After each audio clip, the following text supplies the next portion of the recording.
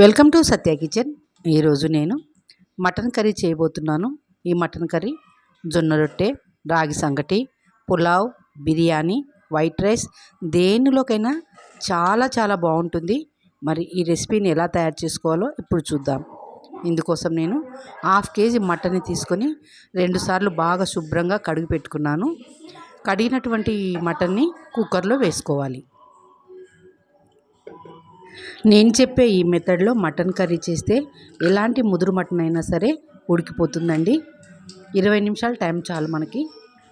Mutton వేసుకున్న తర్వాత చెక్క, లవంగ, యాలకులు వేసుకోవాలి. తర్వాత కొద్దిగా పసుపు, అలాగే రుచికి తగ్గట్టు కారం. మీరు కారం ఎంత తినగలరో దానికి అనుగుణంగా కారం వేసుకోవాలి. రుచికి తగ్గ ఉప్పు కూడా వేసుకోవాలి. ఒక 2 టేబుల్ స్పూన్ల ఆయిల్ వేసుకోవాలి. ఇప్పుడు అంతా కూడా మటన్ని బాగా కలుపుకోవాలి. వీలైతే చేతితో బాగా కలుపుకోండి. ఉప్పు, కారం, పసుపు అంతా కూడా మటన్కి బాగా పట్టాలి. ఇప్పుడు ఒక టీ గ్లాస్ అన్ని వాటర్ వేసుకోవాలి.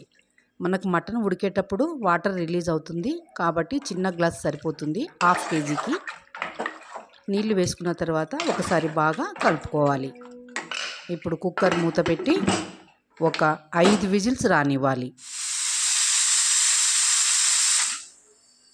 చూద్దాం, విజిల్ చల్లారిపోయింది. చూడండి, మటన్ మెత్తగా ఉడికిపోయింది. ఇప్పుడు సైడ్కి పెట్టుకుందాం. ఒక ప్యాన్ తీసుకొని అందులో 2 టేబుల్ స్పూన్ల ఆయిల్ వేసుకోవాలి. ఒక మీడియం సైజ్ ఆనియన్ని ముక్కలుగా కట్ చేసి వేసుకోవాలి.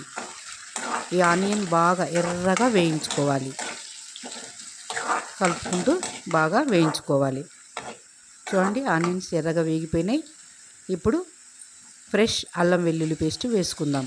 ఫ్రెష్ అయితే బాగుంటుందండి. మటన్కైనా చికెన్ కర్రీకైనా సూపర్ అంటే సూపర్గా ఉంటుంది. పచ్చివాసన పోయేంత వరకు మనము అల్లం వెల్లుల్లి పేస్ట్ వేయించుకున్న తర్వాత ఒక టమాటాని ముక్కలుగా కట్ చేసి వేసుకోవాలి. అలాగే పచ్చిమిర్చిని కూడా వేసుకొని బాగా కలుపుకోవాలి. ఇవి మగ్గడానికి మూత పెట్టి కొద్దిసేపు మగ్గించుకుందాం. చూద్దాం, ఇప్పుడు కొద్దిగా కరివేపాకు కూడా వేసుకుందాం. అంతా ఒకసారి బాగా కలుపుకోవాలి. టమాటా బాగా మగ్గిపోవాలి, అప్పుడే బాగుంటుంది టేస్ట్ కర్రీ. చూడండి, టమాటా అంతా కూడా బాగా మగ్గిపోయింది. ఇప్పుడు ఉడికించుకున్నటువంటి మటన్ని తాలింపులో వేసుకోవాలి. అలాగే మనకి గ్రేవీ ఎంత కావాలో దానికి అనుగుణంగా ఎసరు వేసుకోవాలి. నేను ఇక్కడ కుక్కర్ కడిగి వేసుకుంటున్నాను. అంతా కూడా ఒకసారి బాగా కలుపుకుందాం. మటన్ ఆల్రెడీ మనకి ఉడికిపోయి ఉంటుంది కాబట్టి టైం ఎక్కువ తీసుకోదు. మూత పెట్టి కొద్దిసేపు ఉడికించుకుందాం. చూద్దాం, చూడండి, మటన్ బాగా ఉడుకుతుంది. ఇప్పుడు ఒకసారి కలుపుకుందాం.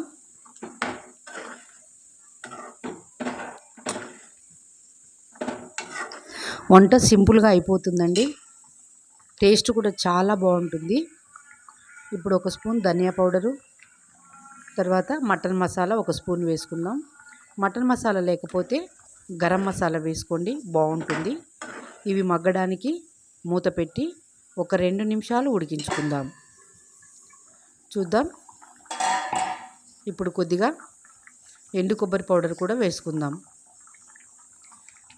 ఒకసారి అంతా కలిపి మూత మూసి 1 నిమిషం పాటు మగ్గించుకోవాలి. చూద్దాం, చూడండి, ఆయిల్ పైకి తేలుతుంది, గుమగుమలాడిపోతుంది మటన్ కర్రీ. ఫైనల్గా కొత్తిమీర వేసుకుందాం. మటన్ కర్రీ రెడీ అయిపోయిందండి.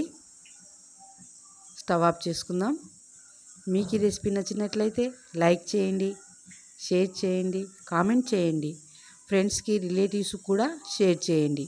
Please subscribe. Thank you for watching.